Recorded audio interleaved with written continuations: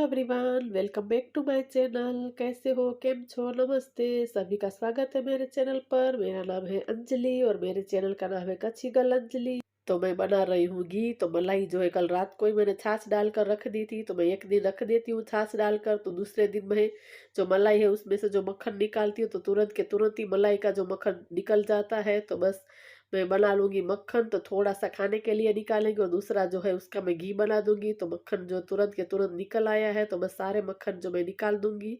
तो बस थोड़े से मैंने उसके अंदर डाल दिए हैं आइस के क्यूब, तो उससे मक्खन निकलना बहुत ही आसान हो जाता है। आइस के टुकड़े जो डाल देते हैं तो सारा मक्खन आपस में अच्छे से चिपक जाता है, तो निकालने में बहुत आसान हो जाता है। तो मैं इसी तरीके से जब भी मक्खन बनाती हूँ तो मैं थोड़े से बर्फ़ के टुकड़े अंदर डाल देती हूँ, ताकि इजीली जो मक्खन है निकल जाए। तो बस आप देख सकते हैं कि पूरा मक्खन जो निकल चुका है, तो मैं 2-3 बार उसको पानी से वॉश कर दूँगी, साफ़ पानी से। उससे जब घी बनाते हैं तो बिल्कुल भी बदबू नहीं आती है, वरना क्या है, जब भी हम घी बनाते हैं तो उसमें से बैड स्मेल आती है। तो बस 5-6 बार इसी तरीके से हम पानी से वॉश कर देते हैं, धो देते हैं, तो बिल्कुल भी खराब बदबू नहीं आती है।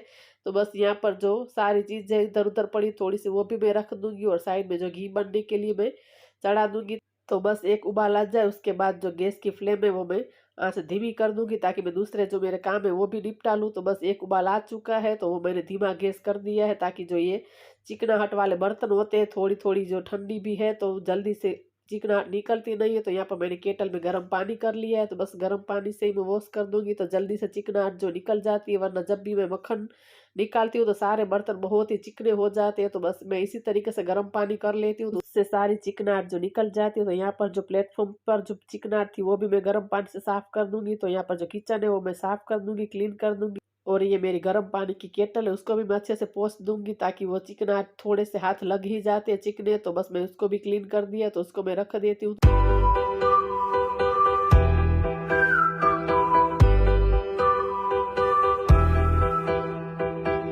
तो सारे बर्तन मैंने वॉश कर दिए, तो वॉश करने के बाद मैं सिंक के उसको मैं धो ही देती हूँ। तो बस इसी तरीके से हम काम करते रहते हैं, तो फिर ज़्यादा गंदा नहीं होता है। तो यहाँ पर जो नल है वो भी मैंने अच्छे से क्लीन कर दिया है, साफ़ कर दिया है। तो नल तो मैं 2-3 दिन में धो देती हूँ, बाकी सिंक तो मैं डेली के डेली यूज़ में धोती हूँ। और उसके अंदर मैं इस तरीके से एक जाली रखती हूँ, अगर नहीं रखते हैं तो फिर छोटा-छोटा कचरा अंदर जाता रहता है, तो फिर जाम हो जाता है, तो फिर बहुत लंबी प्रोसेस हो जाती है, फिर प्लम्बर को बुलाना, काम करवाना। इससे अच्छा है तो मैं इसी तरीके से जाली रखती हूँ, तो बिल्कुल भी कचरा अंदर जाता नहीं। और थोड़े-थोड़े टाइम में मैं इस तरीके से गर्म पानी डाल देती हूँ, ताकि जो भी अंदर कचरा जमा हुआ हो साबुन वगैरह का, तो साबुन अंदर सूख जाता है, तो फिर जम जाता है, तो वो निकल जाए। तो हफ्ते में एक बार मैं इसी तरीके से गर्म पानी डाल देती हूँ। तो यहाँ पर रखे है बेर, तो वो भी मैं निकाल दूँगी। तो यहाँ पर जो मेरा घी है वो बनने को आया है, बस थोड़ी ही देर है। तो यहाँ पर साइड में जो है मेरे हस्बैंड के लिए बना रही हूँ मैं चाय। तो सुबह के टाइम बस मल्टीटास्किंग कर ही काम करना पड़ता है। तो इस तरीके से हम काम करते रहते हैं, तो फिर काम जल्दी हो जाता है, हमारा किचन का काम भी जल्दी निपट जाता है। तो यहाँ पर मेरा घी भी बन चुका है, तो इसको मैं अलग कंटेनर में छान दूँगी।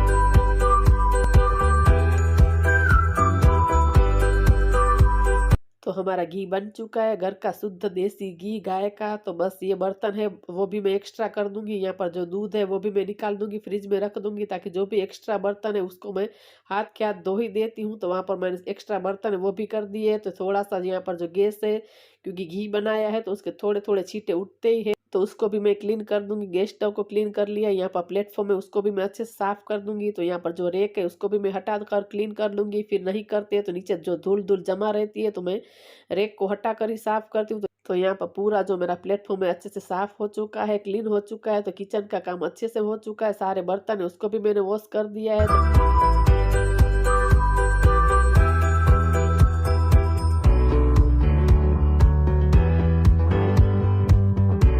तो अब बारी आती है सोफ़ा की। तो यहाँ पर जो सारी चीज़ें इधर की उधर पड़ी होती है वो सबसे पहले मैं हटा देती हूँ। तो रिमोट, मोबाइल वो सारी चीज़ें पड़ी है, तो बस कवर को थोड़े से अच्छे से खींचकर मैं उसको फिट कर दूँगी, ताकि जो भी सरवट है वो निकल जाए। तो यहाँ पर थोड़ी-सी जो तकिए टेढ़े-मेढ़े लग रहे थे, तो वो भी मैंने अच्छे से सेट कर दिया।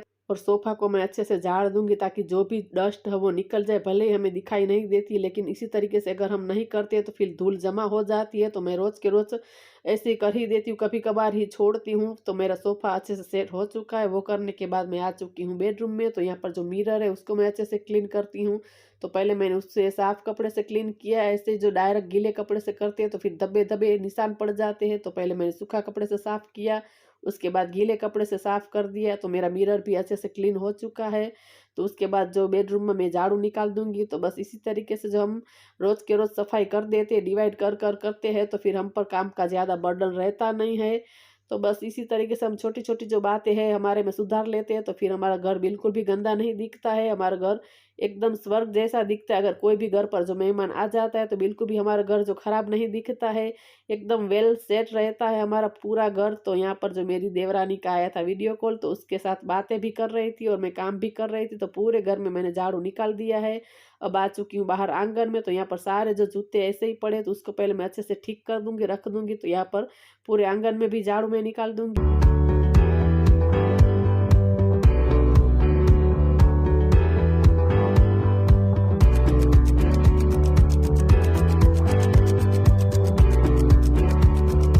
तो यहाँ पर पूरे आंगन में मैंने साफ़ कर लिया है। तो साफ़ करने के बाद यहाँ पर जो बकेट में पानी रखा हुआ था, तो उससे मैं पूरा आंगन जो धो दूँगी। अभी मुझे पोछा लगाना है, लेकिन बाहर थी तो मैंने सोचा पहले मैं आंगन धो ही देती हूँ, साफ़ कर देती हूँ, तो अच्छे से जो आंगन मेरा क्लीन हो जाएगा। क्योंकि बाहर की तरफ जो धूल है बहुत ही उड़ती है। तो अच्छे से घिस कर झाड़ू से मैंने जो आंगन को साफ़ कर दिया है। तो यहाँ पर ले लिया है वाइपर, ताकि जो एक्स्ट्रा पानी है वो अच्छे से मैं इससे बाहर की तरफ निकाल दूँ, कि आंगन मेरा जल्दी से सूख जाएगा। तो सारा पानी मैं वाइपर में लेकर इसी तरीके से आंगन को साफ़ कर देती हूँ, तो जल्दी से सूख जाएगा। तो बस अभी चलते हैं अंदर, मुझे पोछा लगाना है। आ चुकी हूँ बेडरूम में, तो यहाँ पर फ़ैन है वो मैंने चालू कर दिया है, ताकि जो अच्छे से जल्दी से कमरा सूख जाए। तो मैं कभी-कभी इसी तरीके से बैठकर भी पोछा लगाती हूँ।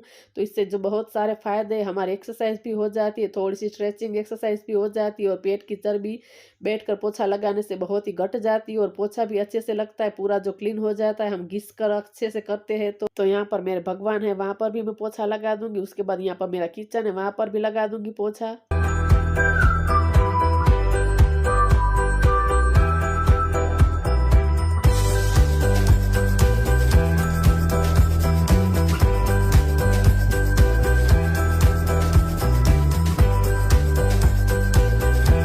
तो घर का पूरा काम हो चुका है, पोछा भी लगा लिया है, तो यहाँ पर सूख गया है। तो ये किचन की जो मैट है वो मैं नीचे फिर से बिछा दूँगी।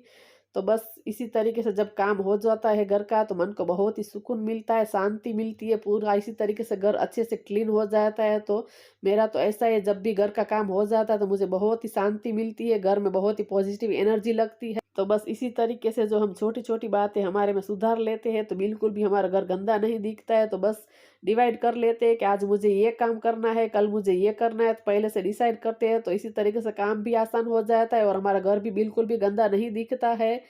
तो बस आज के वीडियो को यहीं पर एंड करते हैं। अगर आप लोगों को कुछ भी पसंद आया हो, थोड़ा-सा भी अच्छा लगा हो, तो मेरे चैनल को लाइक करें, शेयर करें, न सब्सक्राइब करें। सब्सक्राइब करेंगे तो जो मेरा अगला वीडियो आएगा उसकी नोटिफ़िकेशन आपको मिलेगी। तो मिलते हैं दूसरे वीडियो में नई उम्मीद के साथ, तब तक के लिए बाय बाय।